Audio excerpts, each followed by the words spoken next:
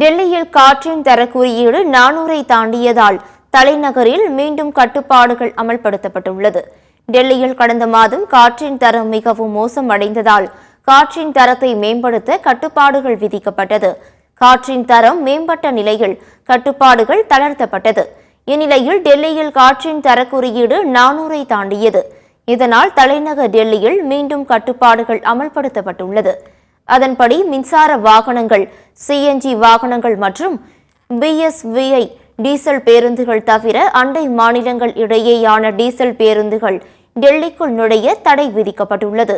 மேலும் வெளி மாநிலங்களில் இருந்து கனரக வாகனங்களும் டெல்லிக்குள் நுழைய தடை விதிக்கப்பட்டுள்ளது. கட்டுமான மற்றும் இடிப்பு நடவடிக்கைகளுக்கு தடை விதிக்கப்பட்டுள்ள நிலையில் சுரங்கம், சாலை பணிகளுக்கு கடும் கட்டுப்பாடுகள் விதிக்கப்பட்டுள்ளன. 5ஆம் வகுப்பு வரையிலான மாணவர்கள் ஆன்லைன் மூலம் வகுப்புகளை தொடரலாம் என்றும் பள்ளி மாணவர்களுக்கு உடற்பயிற்சி வகுப்புகளை தவிர்க்கவும் அரசு உத்தரவிட்டுள்ளது.